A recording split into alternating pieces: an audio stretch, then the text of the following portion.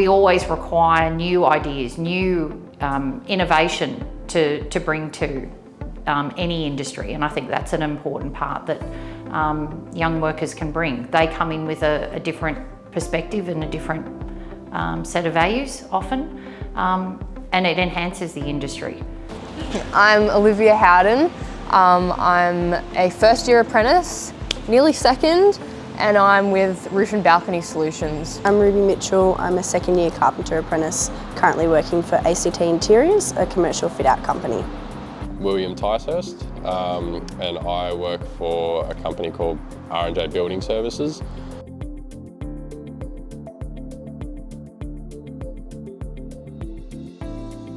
In year 10, I didn't really know what I wanted to do, either something in hospitality or construction. I really enjoyed hospitality and then woodwork. And then at the end of year 10, I got an opportunity to undertake the Women in Construction Pathways program. Well, I started in high school. I was pretty bored, so I was like, let's pick up a trade. And I just made an impulse decision to join ATC, the Australian Training Company, where I met Karen, who hooked me up with an ASBA. When I was in school, I got to year 11 and I just really was struggling with everything, just struggling with getting up and going to school and struggling with getting up and, you know, engaging in the learning. I just wasn't, I don't know, it just wasn't really grabbing me the same. And then one of my mates at the time had gone and started work. He had dropped out and gone and started working full time, and that really inspired me. It wasn't necessarily carpentry what he was doing, but just getting out and doing that kind of work and seeing someone else kind of motivated me to do it.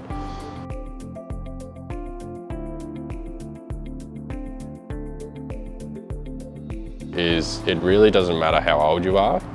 Anyone can be good at anything. Like I've met people my age who run job sites, run big commercial job sites, and it really is amazing to see someone like that and to think, wow, I could do that as well and get to that point as well. So something that surprised me during my apprenticeship is that it's not actually that difficult.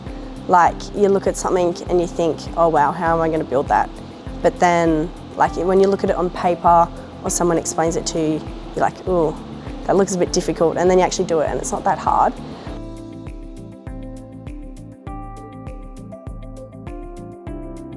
Well, one of the biggest challenges would definitely be at the start. I was very nervous to commit to a full-time job because this is my first full-time job.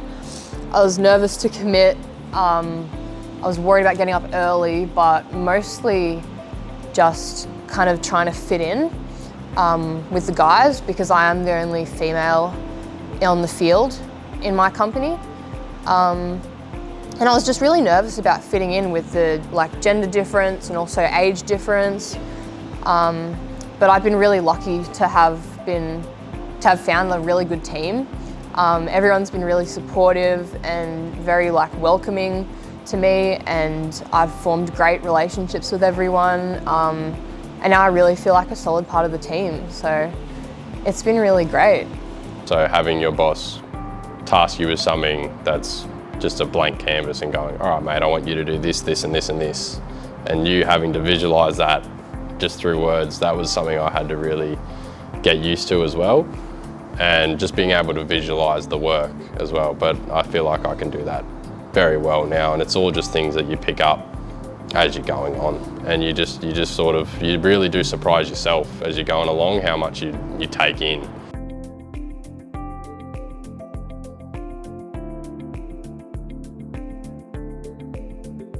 It's adapting through technology, I think. A lot more technology is being used in the industry, whether it be for modelling services, planning, creating, even the apps that there are today, like you use your phone to look at plans and stuff like that. It's definitely adapting through the technology side of things.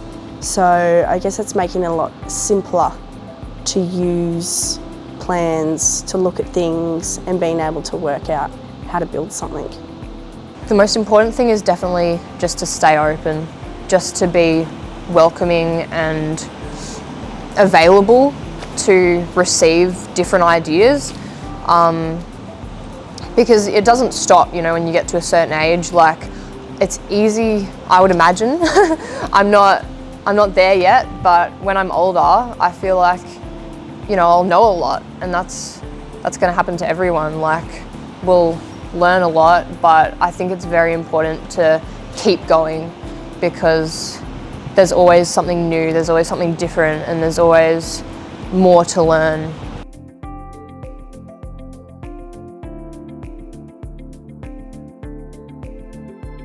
I would love to see like more of like some younger people attending as well. I think that's another big thing, is that these younger guys, they'll go out on the site and they'll see just their whole crew as a bunch of older guys, and I think that can really scare them, and really, like, because it's just a big cultural difference, and they just don't know how to speak to them, I think, as well.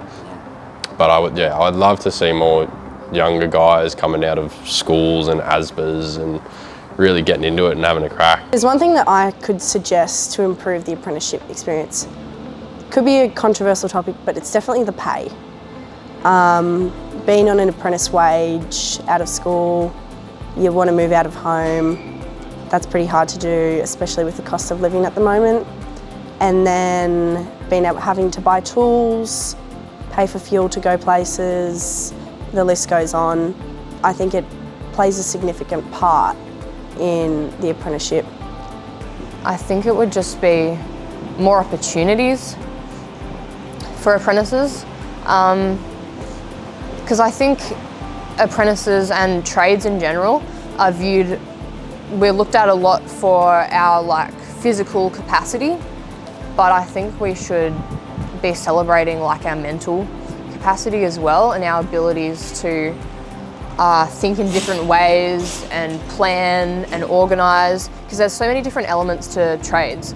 If we don't have the attraction of young people into the industry, the quality standards will go down. We know that for a fact. We need people to be a part of enhancing and continuing the standards that we've built.